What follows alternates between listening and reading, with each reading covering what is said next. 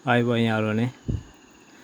අදත් මේ ගොඩක් කාලෙකට පස්සේ මේකේ තුල්මලක් ගැන පොඩ්ඩක් විස්තරයක් කියන්න තමයි බලාපොරොත්තු වෙන්නේ. ඒ වගේම විස්තර යමක් දැනගන්නත් ඕන ඔයාලගෙන්. ඒ ගැන විස්තරයක්. මල පොඩි ෂූටි මලක් මේ මුදුන් මල පැලිලා ඊළඟ දෙවෙනි මල පතුරු මල කියන්නේ ඒක තමයි මේ. ඒක මම හැදුවේ ඉතින් මම හදන ක්‍රමයට. මේක රයිට් කරන්නවත් අලු ගන්නවත් නැතුව සාමාන්‍යයෙන් අනහ ඉතුරු කරලා තමයි හදන්නේ. අනහ ඉතුරු කළා මම ඒ හදන ක්‍රමයට මම හදාගත්තා. ඉතින් මේකේ පොඩි අවුලක් ඇවිල්ලා තියෙනවා. මේක දිය කඳුල තියෙන්නේ. මේක තාම පොඩි ගහක් අවුරුදු මේක ගහ ඇදලා අවුරුදු 10ක් වගේ කාලෙකද තමයි පිද්දුනේ. ඉතින් මේක දිය කඳුල. ඒකත් හරියට එන්නේ නැහැ කඳුලේ අන්තමට තියෙන්නේ. ඉතින් මට දැනගන්න ඕන කාරණාව තමයි ඉතින් මේ විදිහට මල් හදුවාම හැම මලක්ම හරියනවා. මට දැනගන්න ඕන කාරණාව තමයි මේ වගේ වෙන්නේ මොකද කියලා. මෙහෙම මනෙන් වැහි කාලට නම් ඉතින් මලක දිය කඳුල හැදෙනවා.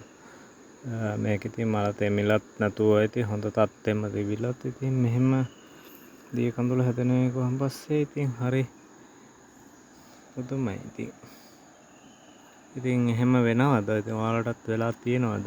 කමෙන්ට් එකක් දාන්න. ඉතින් මේ ගැන කියලා මුදුනින්ත කැපිලා තියෙන්නේ. මුදුනින්ත කොහොමත් අහු වෙනවා මේකේ කැරල්ල කපනකොටම.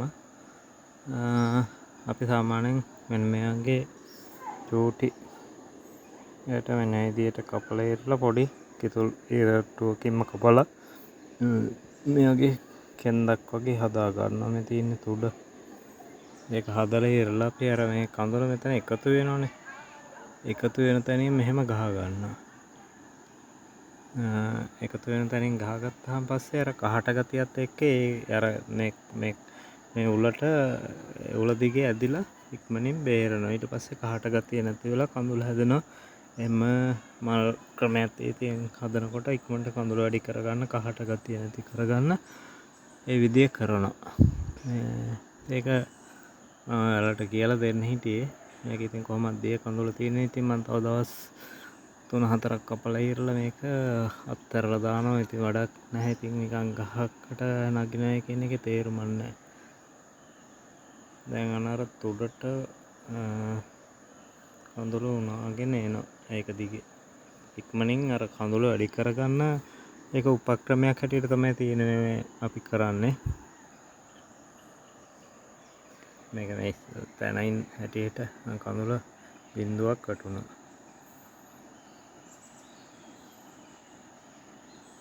ඒ තැනේ හැටියට මේ හරියට පැහැදිලි නෑ මේක මේ වෙලාවේ හැටියට. කඳුළු බිඳු 10ක් වැටුණා. ඉතින් යාළුවනේ ඉතින් මම ඔයාලගෙන් ඉල්ලන්නේ ඉතින් අපේ channel එක subscribe කරලා නැති කට්ටිය subscribe කරලා අපිට සහයෝගයක් ලබා දෙන්න. මොකෝ අපි subscribe එකක් හරි වැඩි වෙනවා කියන්නේ අපිට පුදුම සතුටක් දැනෙන්නේ හිතට. ඒක ඉතින් ඔයාලා බලලා වීඩියෝ එකක් බලලා ඉවරලා මට ඒ දේ කරලා දෙනවා කියන්නේ ලොකු මේ එකක් සතුටක්. ඉතින් ඔයාලා අමතක නොකර channel එක subscribe කරගෙන යන්න. මේක මම බෙහෙත් තියන්න නැතුව තමයි ඉතින් මේ මල වෙලලා ඉතින් ක්‍රමානුකූලව හදාගෙන තියෙන්නේ.